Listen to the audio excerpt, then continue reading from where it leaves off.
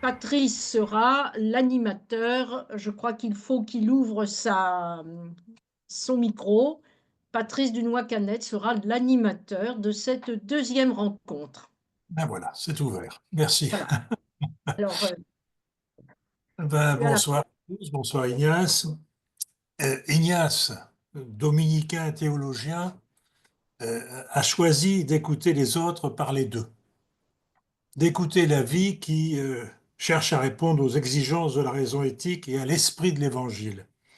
En somme, la vie qui souvent balbutie, renonce, mais s'efforce de reprendre. De ces rencontres, il s'est nourri et se nourrit. Son dernier livre, qui porte le titre Quand la vie déplace la pensée croyante, mémoire d'un théologien, montre, à travers plus de 50 années d'engagement, comment la rencontre des personnes, l'écoute et le dialogue l'ont conduit à relire et reformuler l'expression de sa foi et le sens de son appartenance à l'Église. Que ce soit dans les institutions européennes, en Argentine, au Guatemala, Salvador ou à Saint-Domingue, en Belgique bien sûr et aux Pays-Bas. Ignace est un intellectuel, mais il n'est pas un intellectuel organique, pour reprendre la vieille expression de Gramsci. Il est un intellectuel qui se laisse interpeller, déranger, déplacer, éclairer, enseigner.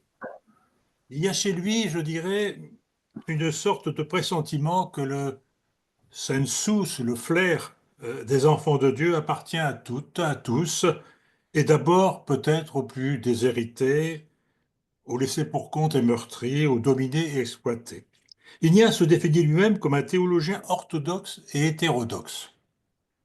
Un théologien orthodoxe en ce qui concerne la confession de foi fondamentale, Dieu est Père, Fils et Esprit. Cette conviction est pour lui porteuse de sens pour notre vie personnelle et pour notre vie collective, sociale.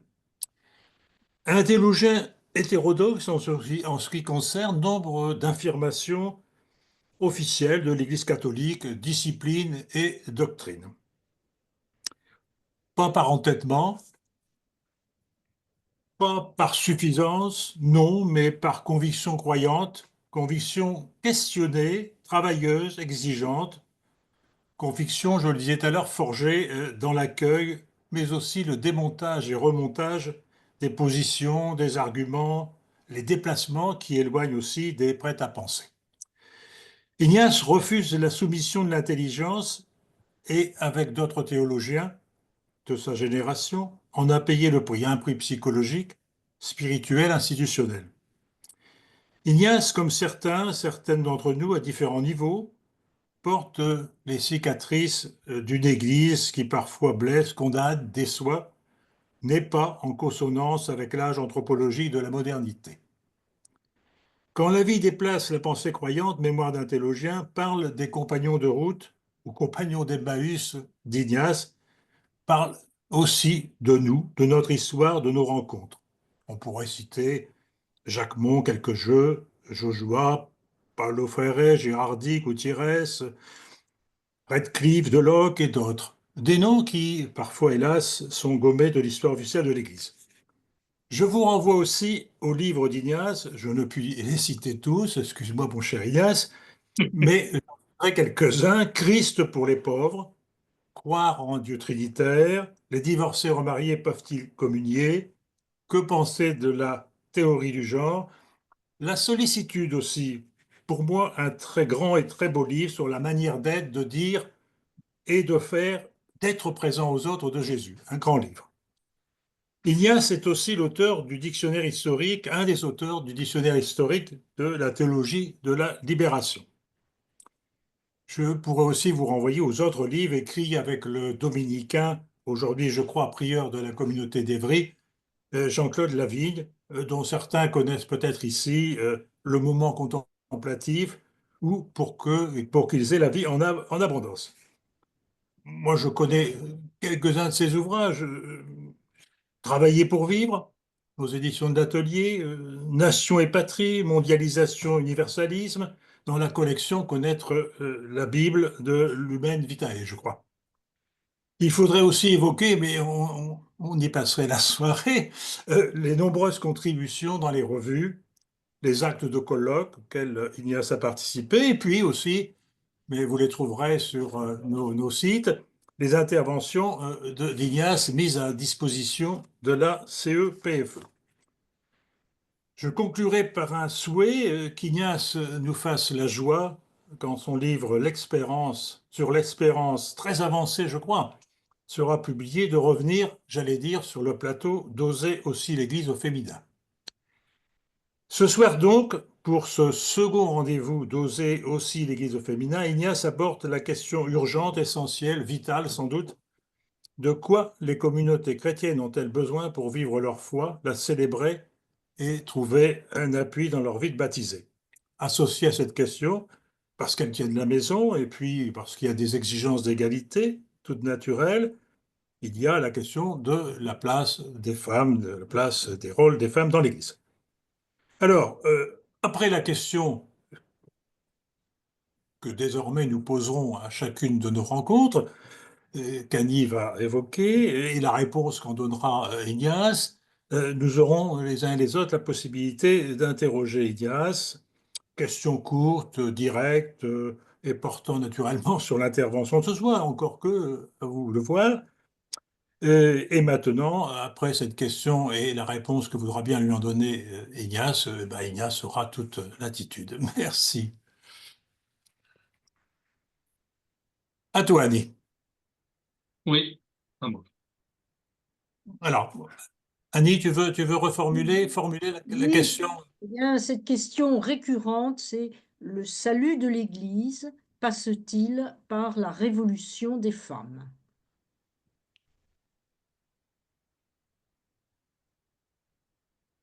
Bien, voilà.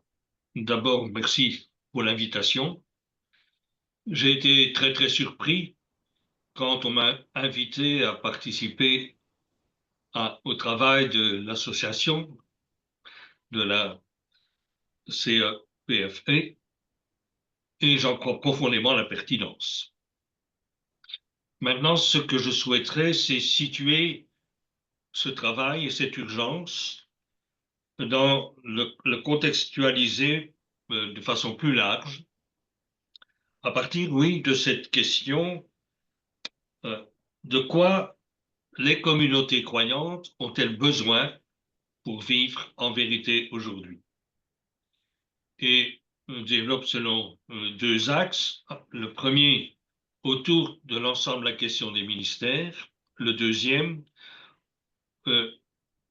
esquisser les différents pôles d'une communauté locale vivante.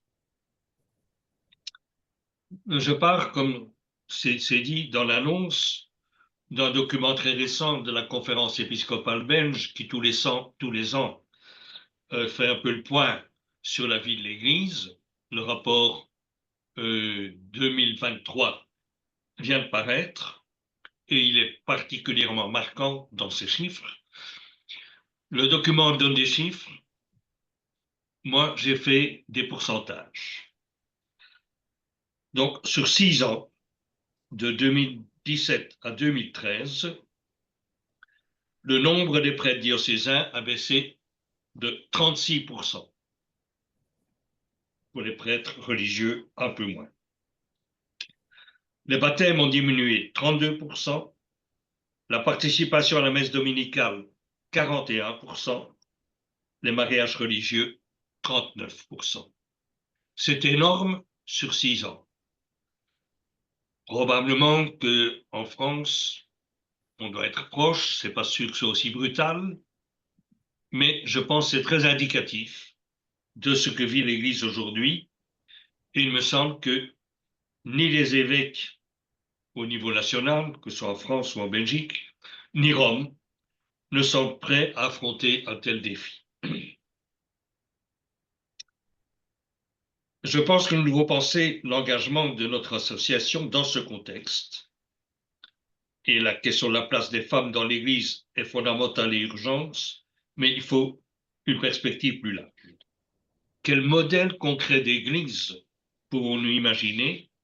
Quel type de fonctionnement pour répondre aux besoins de vie des communautés Et là, je suis tout à fait d'accord avec Patrice sur cette façon de poser les questions.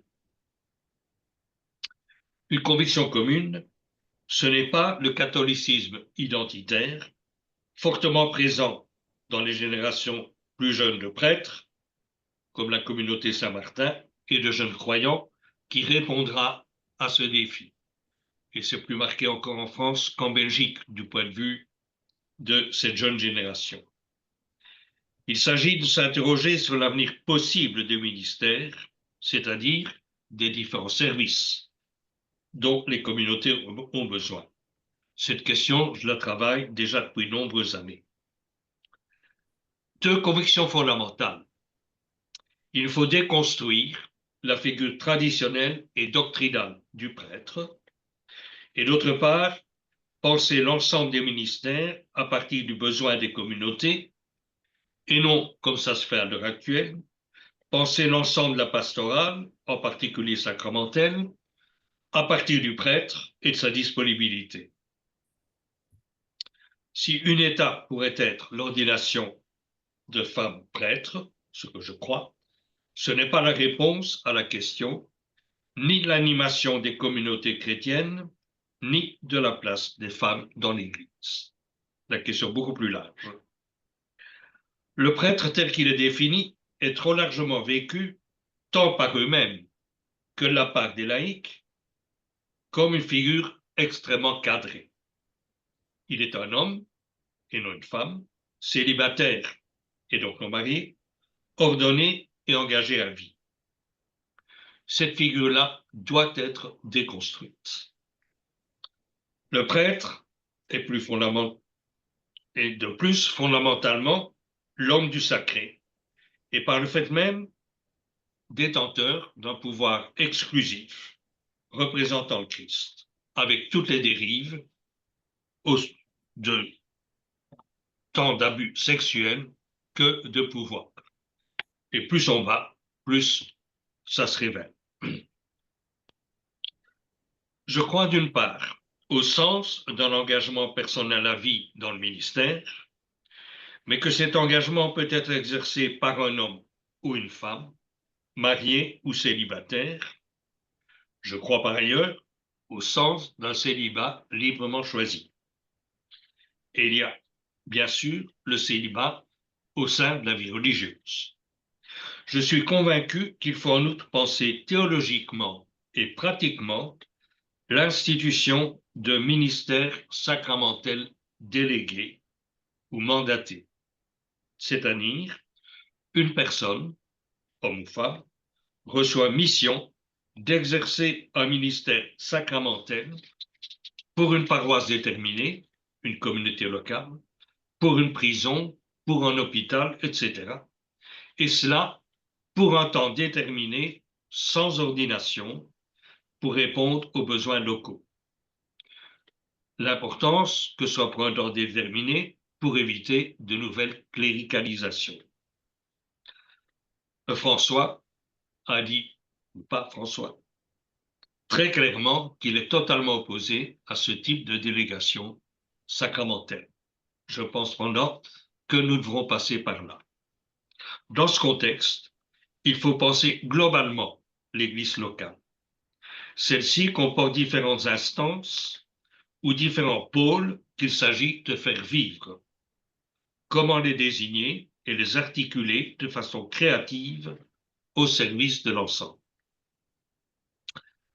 Je retiendrai 6 pôles signifiants de la constellation ou de la nébuleuse catholique locale. Il y a un premier pôle, assez évident, même si certains le mettent radicalement en cause aujourd'hui, qui est la paroisse.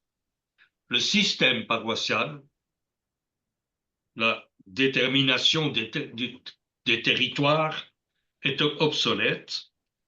Je ne pense pas cependant que la paroisse en tant que telle doit disparaître, mais elle demande à être pensée au plus près de la réalité locale, à l'encontre du mouvement actuel de fusion. Communauté locale stable, de célébration, d'offre de sacrement, communauté au service de laquelle il y a un ministère sacramentel reconnu et mandaté, mais pas nécessairement ordonné. Entre autres, il s'agit, au niveau de la paroisse, de ne pas exclure ceux qui se disent croyants et catholiques, mais qui ne pratiquent quasiment pas. Il arrive que l'accueil de ces personnes, pour des demandes de baptême, par exemple, ou pour des demandes de mariage, les exigences demandées transforment le sacrement à être des douanes, comme le dit François, ce qui met fondamentalement en cause. En complément au pôle paroissial, il y a des lieux spécifiques comme les hôpitaux, les prisons, et tant pour les paroisses que pour ces lieux, des ministères sacramentels délégués, non ordonnés et pour un temps déterminé, me semble-t-il, sont nécessaires pour faire vivre ces lieux. En deuxième pôle, à côté du pôle paroissial, il y a différentes initiatives structurées ou plus ou moins stables qui visent à soutenir la vie spirituelle et la foi et l'engagement des croyants. Du côté spirituel, on peut citer par exemple les équipes Notre-Dame, d'autres mouvements liés aux ordres religieux, comme les fraternités dominicaines, Fraternité Charles de Foucault, les CPX animés par les jésuites, et du côté de l'engagement social, les mouvements d'action catholique. Tous ces pôles, qui ne sont pas paroissiaux, sont fondamentaux. Chacun d'eux aussi ont besoin d'animateurs. Troisièmement, il y a une multitude de groupes de chrétiens se réunissant librement, exerçant par là leur droit d'association, reconnu par l'Église. Groupes moins structurés et moins stables. On peut citer les communautés de base, les groupes de prière, des groupes bibliques, liés ou non à des paroisses. Certains participants à ces groupes participent aussi à la vie d'une paroisse, y assument parfois des engagements, tandis que pour d'autres, c'est le seul lieu d'expression et de soutien de leur foi. Significativement, Saint-Méry, qui a été exclu et qui est maintenant de nouveau reconnu, mais reste quand même en attente d'un lieu de célébration. Quatrièmement, il y a aussi les nouveaux mouvements, avec le dynamisme propre, mais aussi leurs difficultés et leurs dérives. Certains se situent plus ou moins en concurrence des églises diocésaines ou paroissiales, d'autres s'y insèrent, d'autres encore, avec l'appui de certains évêques, mettent la main sur les paroisses et y impriment leur sensibilité propre, ce qui crée parfois des tensions. Il faut s'interroger sur l'inscription de ces mouvements dans la vie des diocèses et plus largement dans le tissu ecclésial. Cinquièmement, il y a ensuite des pôles spirituels qu'on peut dire mystiques, représentés par les communautés religieuses contemplatives, abbayes et monastères, lieux de prière et d'accueil, de retrait offerts très largement. Ce sont des lieux importants d'hospitalité chrétienne. Certains de ces lieux sont dynamiques et très ouverts. D'autres aujourd'hui sont très traditionnels, à la limite de l'intégrisme. Pour toutes sortes de raisons, beaucoup de ces lieux importants dans le tissu ecclésial sont en difficulté ou ont disparu. De façon plus large, il y a les communautés religieuses apostoliques, masculines ou féminines, insérées à leur manière dans la pastorale locale, tout en ayant une identité propre, et qui sont en très forte diminution, souvent peu reconnues et au moins soutenues dans leur spécificité et leur rapport propre. Il y a encore, sixièmement, le pôle de solidarité ou de diaconie. Les mouvements classiques d'action catholique, qui existent toujours mais qui ont perdu de leur vigueur. Comme on le voit, la mouvance associative d'origine chrétienne est aussi vivante et large, même si la référence catholique n'est plus dite, ni la référence chrétienne n'est plus effectivement vécue comme telle, on constate que l'ensemble de ces mouvements associatifs est marqué par une forme significative et importante de personnalisme. Une question devrait à mon avis être rencontrée.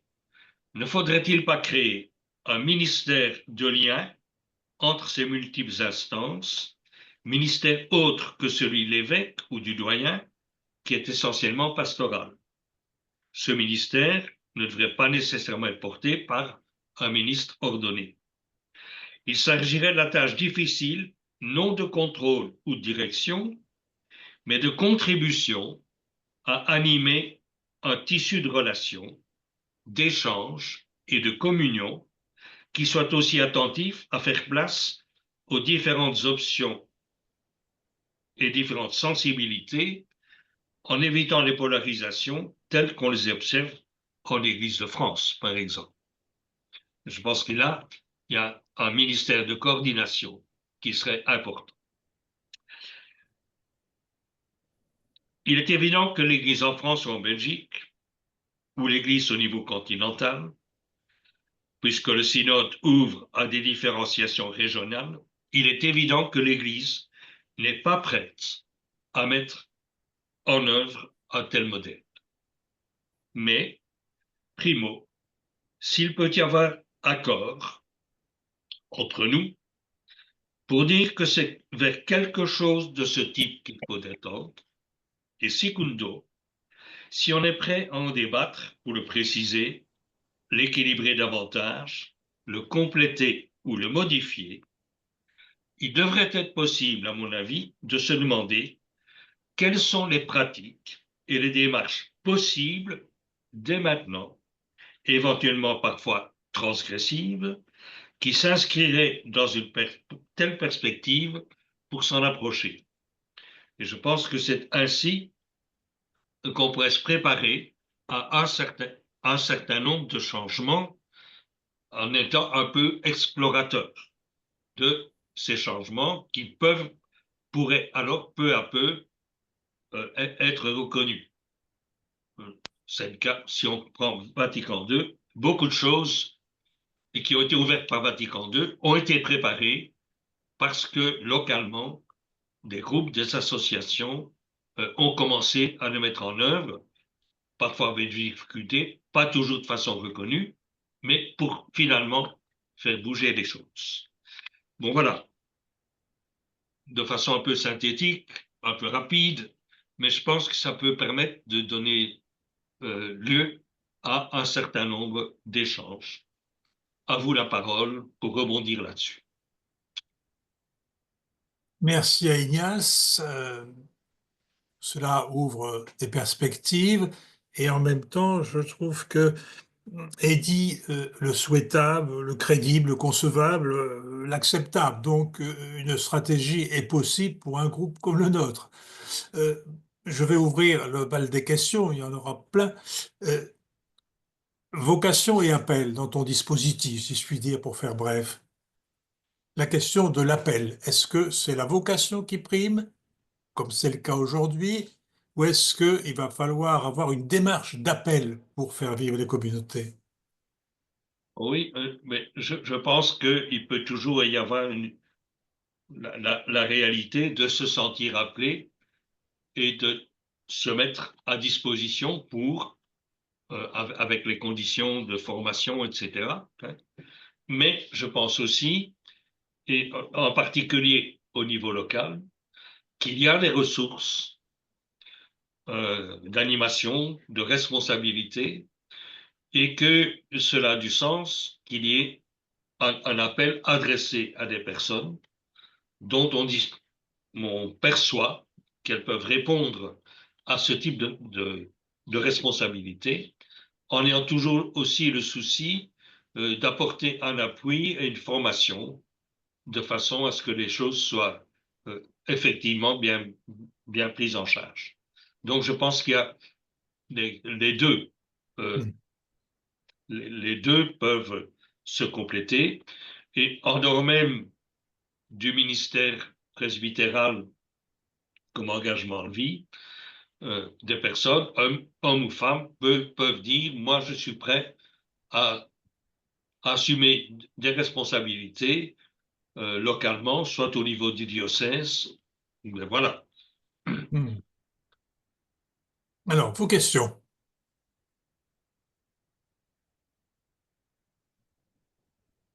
Qui tente? Il y a une question qui a été posée dans le chat. Ah. Par Hélène Loira. Ah, tu peux Hélène, oui, tu peux citer la question parce que j'ai. Oui.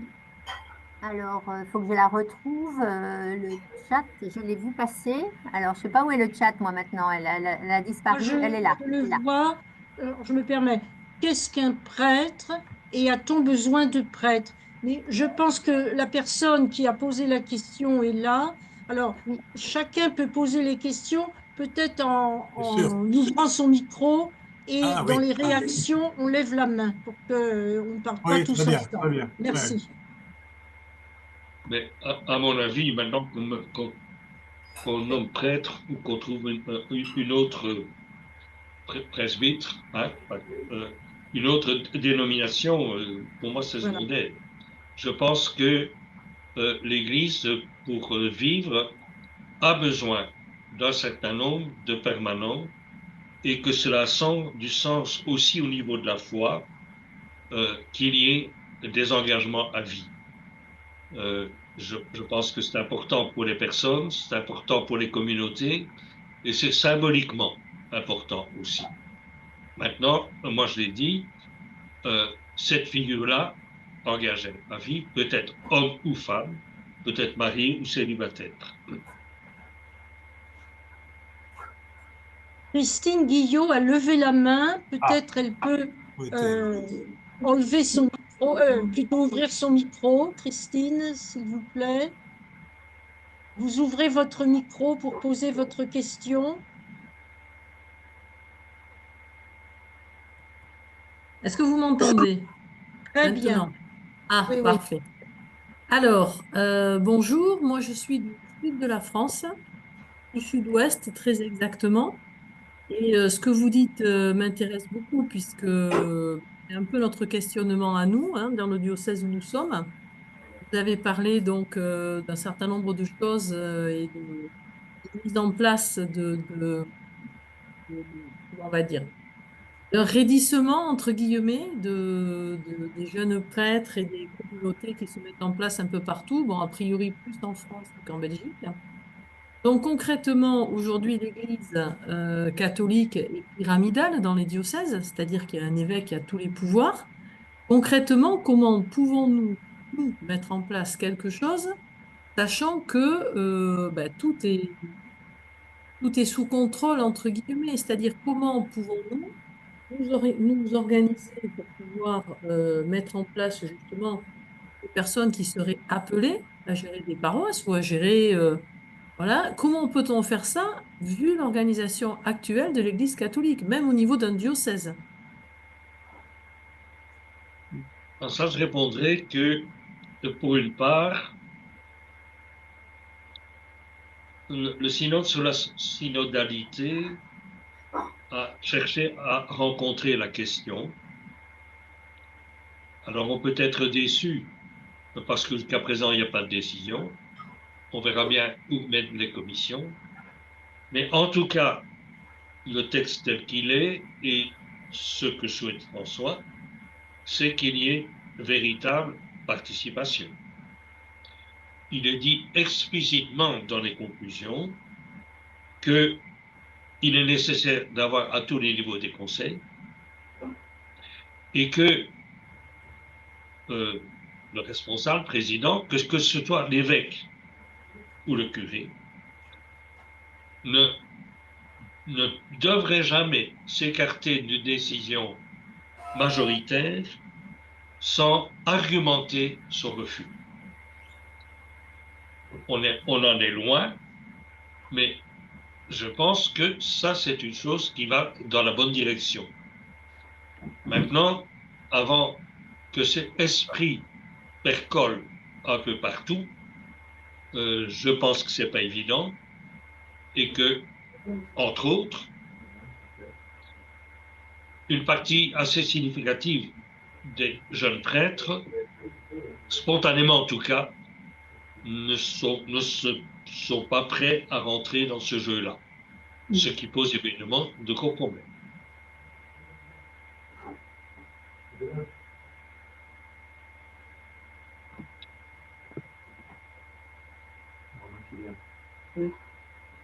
Bénédicte, je crois, une Oui, question. oui, je voulais dire à Ignace que j'étais tout à fait d'accord avec l'idée de pratique transgressive. Je trouve que euh, des expérimentations doivent être menées partout là où c'est possible. Par exemple, notamment pour faire que des laïcs soient en mesure de prononcer des prédications, et notamment les femmes.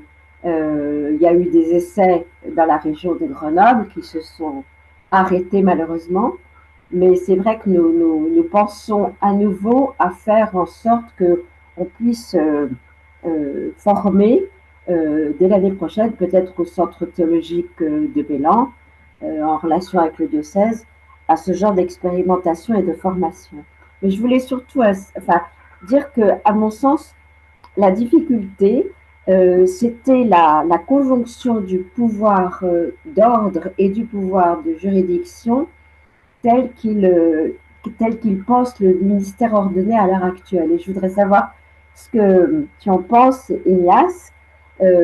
Moi qui vais souvent pratiquer dans l'église protestante unie de Grenoble, je vois que les pasteurs n'ont pas du tout ce poids sur eux ou sur elles, parce qu'on a 2 pasteurs protestantes à Grenoble, et ils n'ont pas du tout ce poids-là, ce poids de sacré. Et voilà, donc pour moi, un cœur, ça serait ça. Et qu'est-ce que tu en penses? Oui, mais il y a deux questions. D'abord, celle des transgressions. La possibilité euh, pour des laïcs, hommes ou femmes, de prêcher, je pense que c'est déjà dans la perspective. C'est pas effectif, c'est pas encore officiel, mais ça se trouve clairement dans les demandes du synode. Maintenant, ici, à Bruxelles, dans notre communauté, une fois par mois, c'est un laïc, homme ou femme, qui prêche, et ça ne fait pas de problème. Je pense qu'il y a d'autres endroits. Il y a des transgressions qui vont nettement plus loin.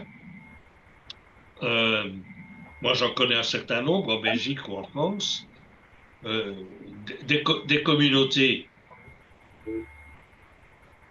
je dirais, qui se sont créées euh, et où la présidence eucharistique est un homme ou une femme, laïque. C'est pas reconnu, évidemment.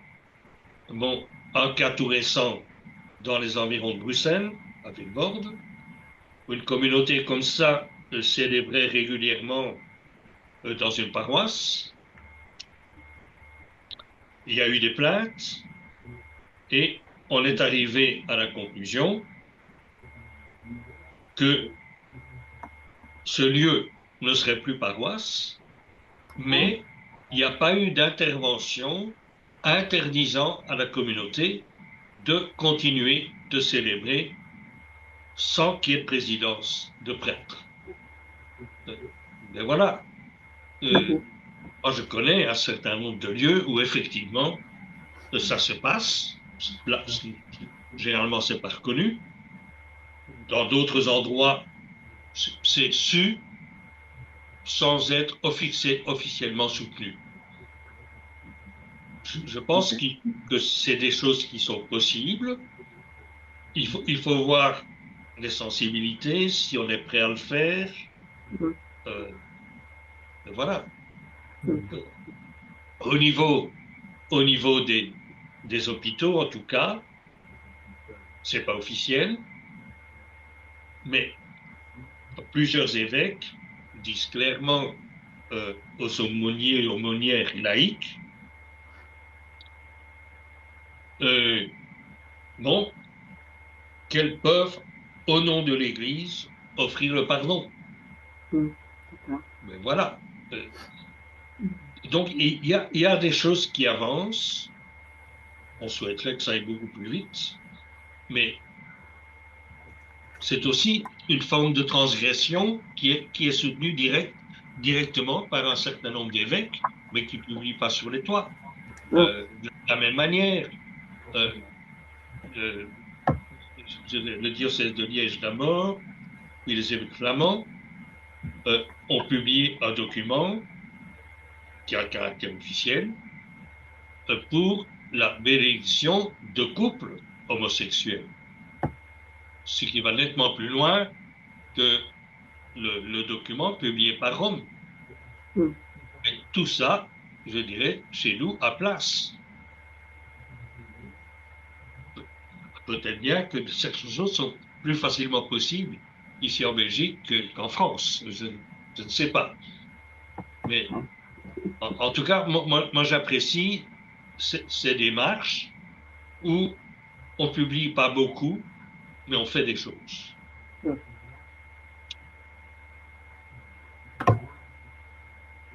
Pragmatisme belge.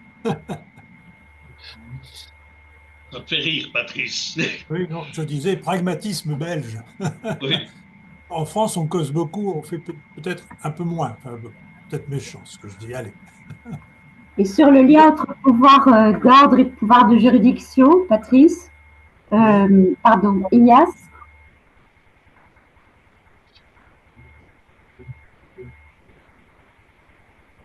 Pardon. Question, Ah oui, oui, non. Il y avait l'autre Et question, l'autre question, transgression. effectivement. Et puis l'autre question, Voilà. il y avait deux questions. Il y avait la transgression, et puis, Bénédicte, Et puis, si tu veux, le lien inextricable entre pouvoir d'ordre et pouvoir de juridiction, pour, oui, oui, voilà, qui pour moi est un vrai nœud problématique. oui. Je ne suis pas tout à fait au clair par rapport à cette question. Ah. Non, ben oui.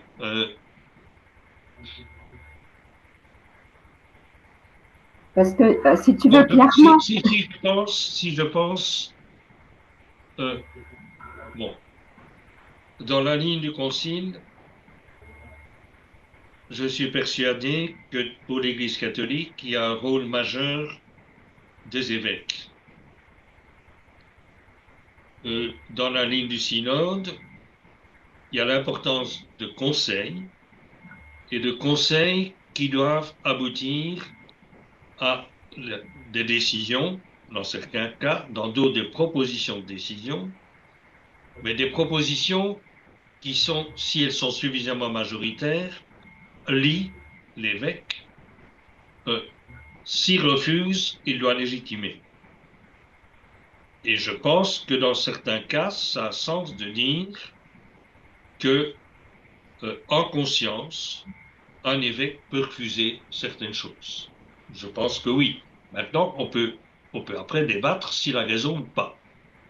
Mais je pense qu'il est important qu'il garde cette liberté. Mais ça suppose aussi qu'on ait des dynamiques qui soient beaucoup plus souples et beaucoup plus participatives. alors, je vois une question JMC. Excusez-moi. Oui, bonsoir Jean-Marc. Très bien.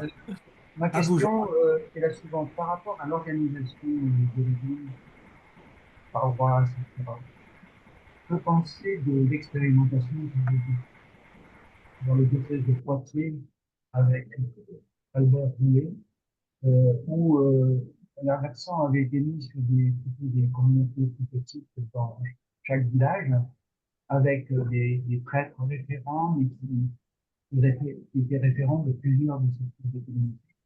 Sachant que dans chaque communauté, il y avait quand même des rôles bien définis, donc, différents. On n'entend pas bien. Je pense qu'on Moi, vous moi, entend. je n'arrive pas à comprendre. Non, on Ah, a, voilà. Je pense qu'il oui, il y a un problème de parler devant un micro qui n'est pas trop loin, peut-être, non? comme ça, vous m'entendez mieux? Ah, Oui, très bien, là, c'est oui. mieux. Bon, Merci. alors, Que penser en termes d'organisation de l'Église, de l'expérimentation qui a été faite au niveau du diocèse de Poitiers avec Albert Rouet à l'époque, et puis qui apparemment n'a pas vraiment continué derrière, où plutôt que de mettre l'accent sur les paroisses, l'accent était mis sur des petites communautés dans chaque village, avec l'identification de 5 rôles différents, certains étant élus, certains étant nommés, en fonction de leurs compétences, avec le rôle des prêtres qui était de faire un lien entre ces différentes communautés. Parce qu'apparemment, cette expérience n'a pas vraiment continué, donc est-ce qu'elle peut encore revivre, ou est-ce que c'est vraiment pas une bonne idée? Mais, bon, la perspective que je propose, qui assiste sur le local, bon, il y a quand même une différence importante entre les villes et les campagnes. Bon, actuellement, il y a des regroupements où, dans certains endroits en France, un même prêtre a 20 ou 25 clochers. Oui. Il est impossible, dans ce cas-là, au niveau de l'animation, d'avoir une présence un peu personnalisée par rapport aux gens. Et donc, il faut recentrer là où c'est possible sur les villages, sur des lieux plus petits, et voir là quelles seraient les personnes qui pourraient être formées pour assurer l'animation de la vie locale. Bon, et là, c'est là où je dis qu'il est important qu'on puisse aller non seulement au niveau de l'animation, mais aller jusqu'au bout avec des mandats de type sacramentel. Je pense qu'il faut aller vers ça, mais jusqu'à présent, bon, on n'est pas encore tout à fait prêt, sûrement pas à ça, mais si on veut que les communautés locales continuent à vivre, et si on croit dans la théologie catholique de l'importance, entre autres, de la célébration eucharistique, je pense qu'il faudrait aller de ce sens-là. Maintenant, effectivement, il y a déjà certains efforts qui, dans certains diocèses, où, sans aller jusqu'au mandat sacramentel, on essaie de susciter des responsables animateurs qui continuent à faire vivre quelque chose. Pendant un temps, après le concile, on s'est ouvert à Dal, des assemblées dominicales en absence de prêtres ou animées par les laïcs. Ça a marché à un certain nombre d'endroits, et puis ce que je constate, c'est que les évêques finalement ont été assez réticents, parce qu'ils disent finalement les gens confondent ça à une Eucharistie. Et donc, il faut maintenir le modèle pour qu'on ne confonde pas. Mais c'est poser la question, je dirais, à l'envers. L'objectif, ce serait qu'effectivement, ces célébrations-là puissent devenir eucharistiques. Est-ce que ça répond plus ou moins à votre demande? Oui, oui, merci. Oui. Une autre question?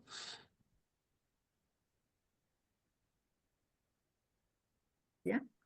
Ah, Marguerite. J'ai levé la main. Ben, ça commence à répondre à la question que je m'apprêtais à poser, Ignace. Est-ce que vous m'entendez bien déjà? Oui, Ça oui, va? j'entends. Parce que je trouve qu'on a tout un éventail de célébrations. On entend parler de beaucoup de choses, depuis simplement une célébration de la parole, bien telle qu'elle est comme ça, des célébrations où on partage quand même le pain et le vin sans oser faire d'Eucharistie, des célébrations où il y a des laïcs qui, comme tu disais, finalement prennent presque la place d'un prêtre.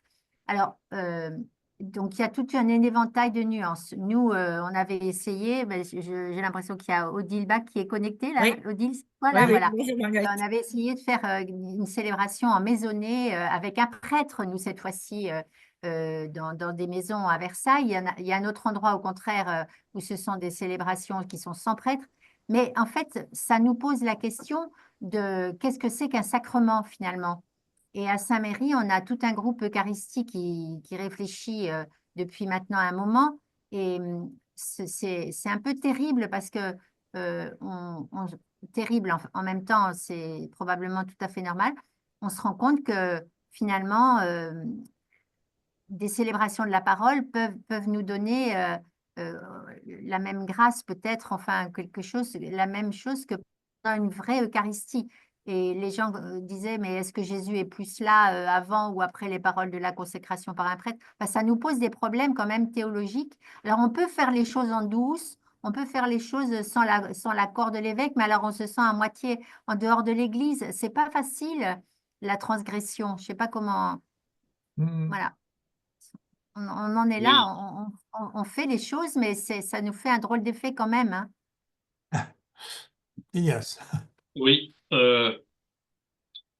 Bon, je pense qu'il y a sens que des célébrations de la parole en tant que telles ont tout à fait leur sens, hein. C'est une première chose. Que le Christ est présent et dans la parole et dans le pain, c'est deux modalités qui sont complémentaires. Mais Mm. là, on partage la parole, c'est clair que le Christ est aussi présent. Ça, c'est une première chose. Euh, la deuxième, bon, lors, lors du Covid, le premier dimanche euh, où, après, tout était fermé, et puis le premier dimanche, on a pu commencer à célébrer ensemble. Moi, j'ai dit, écoutez, rien ne vous empêche, là où c'est plus pas, si ce n'est plus possible, que vous réunissez en famille ou que vous réunissez avec quelques voisins, que vous lisez l'évangile ensemble, que vous partagez le pain et une coupe de vin. Pas la peine de vous demander si c'est un sacrement ou pas. Faites-le. Oui. Et des gens l'ont fait. Donc, on a aussi une conception beaucoup trop juridique et canonique du sacrement.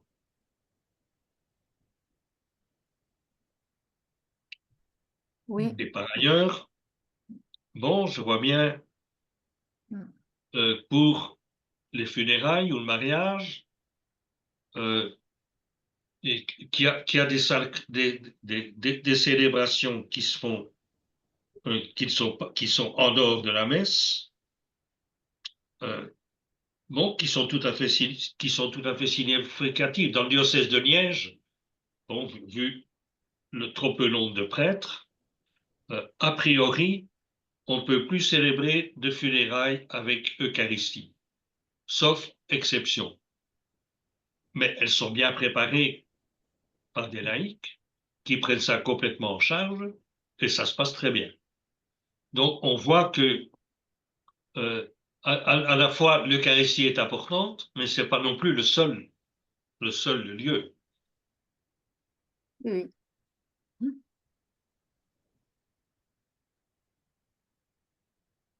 Il faudrait que le synode nous donne beaucoup de liberté vis-à-vis de ça, c'est sûr.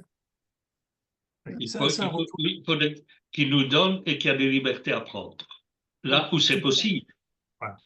Tout parce à l'heure, que tu évoquais les. Voilà, il faut pas excuse-moi. foncer puis se faire casser, ça sert à rien non plus. Tout à l'heure, tu évoquais la possibilité de, comment dirais-je, d'une recherche, d'une pratique dans des églises continentales, en fait, qui auraient Oui, une certaine autonomie, une liberté d'inventer qui correspondrait à leurs besoins et possibilités. Est-ce que tu oui, es sur cette ligne-là? mais je pense que de toute façon, on doit aller vers, au niveau universel, une église beaucoup plus différenciée selon les régions. On, on- on le voit bien par rapport, je dirais, à la question de l'accueil ou non des personnes homosexuelles, et a fortiori des couples. je pense qu'effectivement, le pape l'a reconnu, qu'actuellement en Afrique, sauf peut-être quelques lieux, c'est pas possible. Mais c'est pas pour ça qu'il faut pas avancer dans les autres endroits. Et je trouve que le document tel qu'il est, au départ, explicitement, il parle de bénédiction de couple, et puis une déclaration par la congrégation du dicaster pour la doctrine de la foi dit oui, oui, mais ça doit être très, très bref. Bon, ça suffit de quelques phrases, c'est déjà quand même tout à fait réducteur. Pourquoi? Et puis en plus de ça, après, on parle de bénédiction des personnes et pas des couples. Mais oui, je trouve qu'on est dans la contradiction et qu'on est en deçà, effectivement, en tout cas à certains endroits, de pratiques réelles soutenues par les évêques, où il y a tout un accompagnement. Donc, il faut qu'on arrive à différentes différenciations. Bon. Et je pense aussi, par rapport à ça, c'est aussi toute la doctrine sexuelle de l'Église qui doit être repensée. Lors du Pax en France, bon, les évêques sont évidemment fortement opposés. Puis, lorsqu'on a institué officiellement le mariage, ils ont dit, bah, après tout, Pax, c'était pas trop mal, on aurait pu l'améliorer, mais on peut bénir à condition qu'il n'y ait pas de pratique sexuelle. Mais oui, mais sur quelle planète se situe-t-il? Voyons ce que vivent les gens, écoutons-les.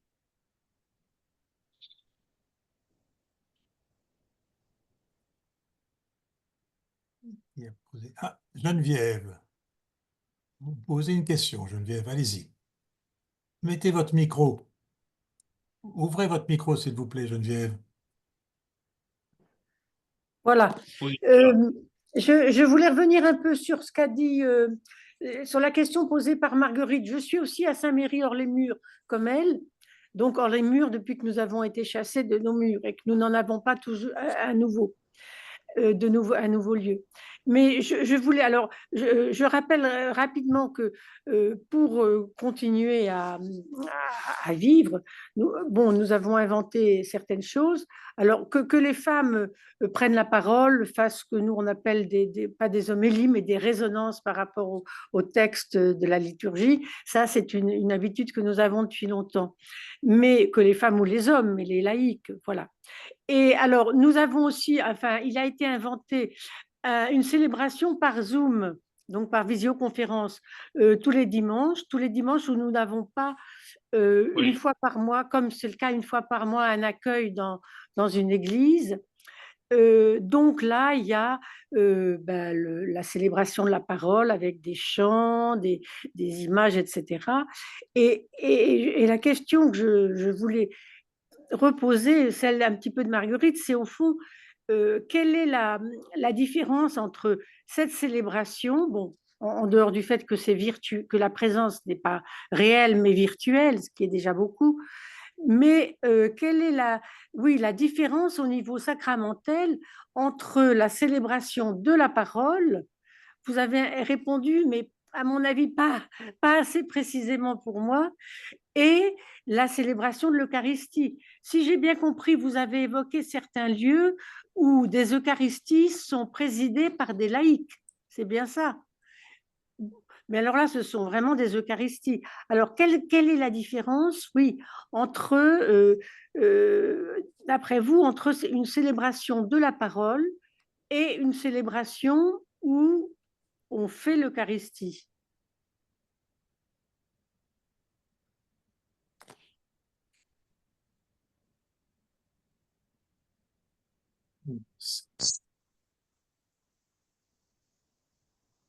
Oui, passez, Ignace.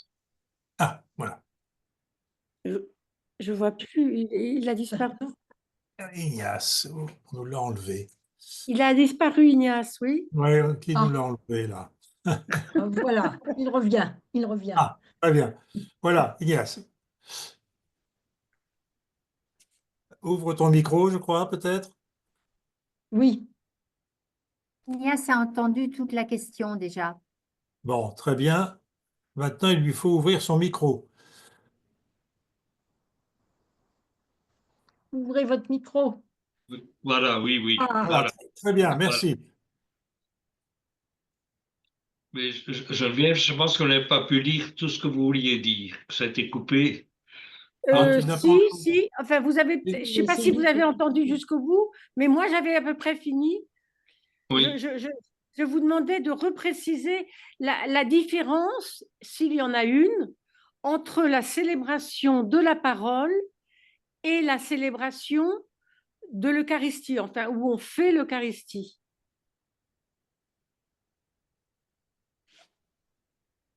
Mais autant je pense que la célébration de la parole est importante et qu'elle a une dimension sacramentelle, autant je pense, à travers toute la tradition, que l'Eucharistie est ce qui rassemble davantage et de façon la plus profonde la mémoire de Jésus, où il n'y a pas seulement le partage de la parole, la réflexion autour de la parole, la prière, et il y a aussi ce geste significatif et symbolique du partage du pain et de la coupe. Et que là, il y a aussi une différence fondamentale entre quelque chose qui se passe par Zoom et qui Oui, a du sens, et le lieu réel, communautaire, où on est mm, ensemble. oui, Parce que la communauté, je dirais, est le lieu où on se rassemble. Alors le Zoom peut être utile, mais je dirais, c'est un moyen à défaut de. oui, Enfin, pour le moment, c'est comme ça que je pense. Mais j'ai dit aussi que je crois qu'on a une conception beaucoup trop euh, canonique et juridique des sacrements. En et termes, même matérialiste, non? pardon, Et même matérialiste. en partie matérialiste aussi, hein. Mm. Mais je veux dire, en termes de validité, où on pense le Christ est présent ou il n'est pas présent, mais dans un sens finalement assez matérialiste. Bon, dans mon livre, je rappelle une expérience qui m'a profondément marqué. J'étais au Guatemala, au Chiapas, euh, où j'ai rencontré l'évêque là-bas. La situation de violence étant tellement forte que ce qu'on appelle les délégués de la parole, les animateurs de communauté, où l'évêque a été menacé, plusieurs prêtres ont été tués. À un moment, on demandait à l'évêque de quitter le diocèse. Confiez-nous le diocèse. Quand les choses seront calmées, vous reviendrez. Et c'est ce qu'ils ont fait. Et puis on a des témoignages. Et des gens disent, mais nous avons continué à faire ce qu'on faisait avec les prêtres, on se réfugie dans la montagne, clandestinement, et on partage la tortilla. Alors ces gens qui sont menacés de mort, qui ressentent le besoin de partager l'écriture aussi, parce que toute possession de la Bible était passible de peine de mort. Et donc ils avaient enterré leur Bible. Pour ne pas la perdre, ils se la racontaient. Et puis partageaient la tortilla. Je dis ces communautés qui sont en danger de mort et qui ont besoin de s'alimenter pour survivre de la parole et du pain, si ça, c'est pas le sacrement de l'Eucharistie, infiniment plus significatif et vivant que ce qui se passe dans l'ordinaire de nos vies. Donc, il faut penser le sacrement autrement. Hmm. Jean-Louis, une question. Ou deux. Merci. Merci. Comme on est sur le thème normalement des femmes, on a parlé des femmes au titre des laïcs, c'est très bien. Alors, ma question est dans l'évolution de l'Église, telle que vous venez de la proposer, est-ce qu'il faut passer par la femme prêtre, par la case femme prêtre, ou est-ce qu'il faut aller directement vers ces ministères temporaires selon les endroits? Donc, je ne saurais pas dire exactement. Bon, j'ai dit en commençant que face aux limites des situations actuelles, ordonner des femmes prêtres n'est pas la solution. Moi, je pense que c'est un chemin nécessaire de déblocage, mais peut-être bien qu'il y aurait un moyen par ailleurs, dans le sens où je dis de délégation sacramentelle, de court-circuiter ça.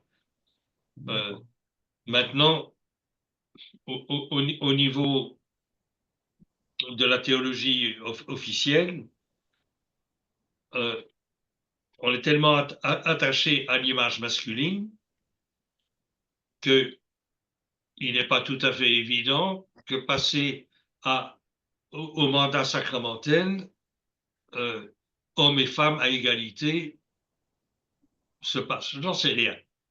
Je n'en sais rien. Merci. Mais à mon avis, le fait de l'ordination des femmes va arriver, je ne sais pas quand, mais culturellement, ce que nous vivons aujourd'hui n'est plus tenable. Pour moi, c'est une évidence. En tout cas, dans nos pays. Une autre Il y a question? une dernière, ça sera une dernière question. Bon, Nous alors une sommes- dernière. Oh, deux dernières, hein, on ne va pas Allez, être Annie, merci. Bien. Je dirais, je ne suis pas sûre qu'actuellement, beaucoup de femmes qui réclamaient d'être prêtres réclament encore de devenir éventuellement prêtres. Il y a eu trop, on a trop vu les dangers, les dérives du cléricalisme. On se rend compte que, en plus, avec, par exemple, tu vois, Ignace, tout ce que tu as dit aujourd'hui sur ce qu'on appelle un sacrement, enfin, moi, je pense que beaucoup des femmes qui le revendiquaient, à un moment, elles ont ouvert la voie en faisant cet énorme pavé dans la mare, mais les circonstances ont changé. Moi, je pense que maintenant, d'ailleurs, même le mot ministère, en ce moment, c'est un mot que je n'aime pas trop. Je pense qu'il vaut mieux reprendre des mots tout simples. Le mot service, par exemple, qui correspond d'ailleurs au ministerium en latin.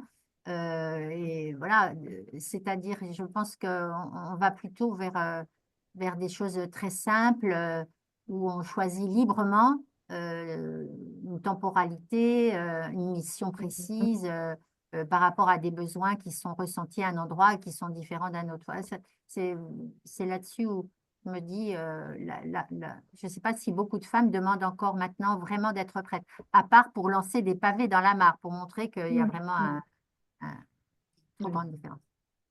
Oui, mais bon, j'ai dit que je le souhaite, qu'il puisse y avoir une organisation des femmes, mais j'ai dit en même temps que nous devons déconstruire l'image du prêtre. Tout à fait. Oui, Oui, tu as raison.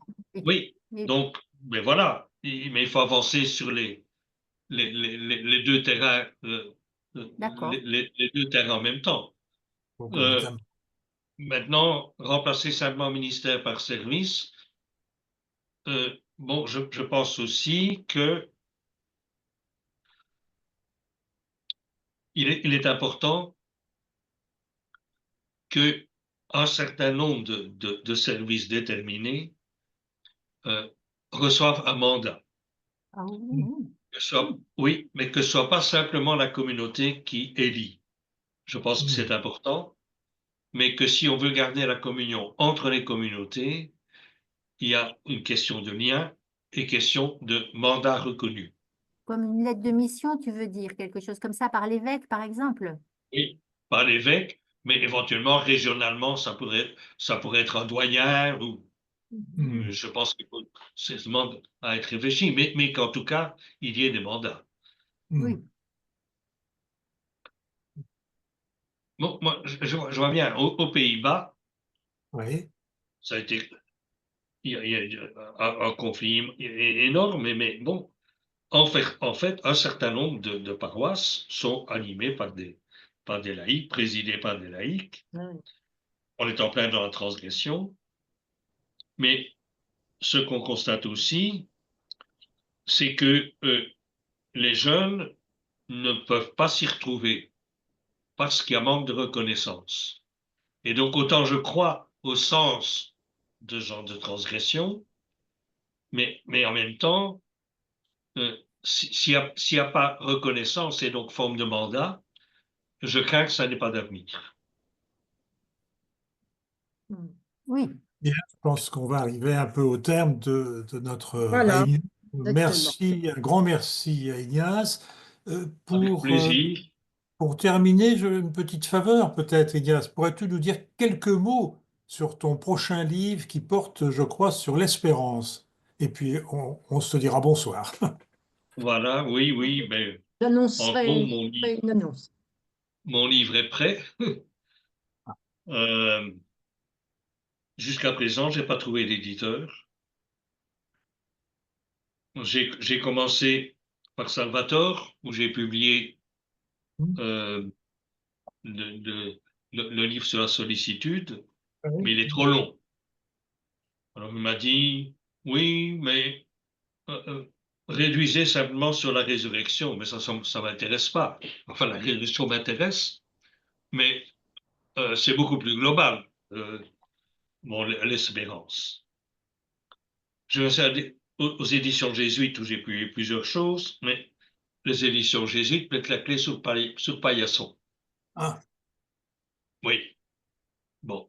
Donc, ils ne publient plus que les contrats. Et puis, j'ai essayé aux éditions du Cerf, bon, qui ont publié mes mémoires, mais manifestement, ils n'ont rien fait pour le diffuser. Aucune revue théologique en France n'a fait une recension, sauf la revue théologique la revue des sciences religieuses. Oui, voilà. La revue des sciences religieuses de Strasbourg, parce que je connais très bien Marie Jotil, à qui je l'ai envoyé. ah oui. Je pense qu'il y a eu une sorte de censure qu'on veut pas. Bon. Et que le CERF a refusé mon livre sur l'espérance. Et je pense que ils me disent que les allusions qu'ils font, bon, ils me disent finalement que c'est pour une raison commerciale. Je ne crois pas. Je pense qu'ils deviennent plus alignés. Donc, je cherche ailleurs. D'accord. Tu trouveras, j'espère. J'espère. Pour terminer cette séance, nous allons d'abord, au nom de la CEPFE, remercier très chaleureusement Ignace de son intervention de ce soir, qui certainement, dans notre propre réflexion, va avoir des prolongements. Je rappelle que les rencontres sont enregistrées et que on peut les retrouver ou les réécouter sur le site de la CEPFE. Il y a un lien, Gilles va certainement nous l'envoyer. Et je peux annoncer qu'il y aura trois prochaines rencontres. Le 19 mars avec Gilbert Clavel, le 16 avril avec Sylvaine Landrivon et le 21 mai avec Céline Béraud. Naturellement, vous serez prévenus, mais je voulais déjà, je dirais, le pré-annoncer en quelque sorte.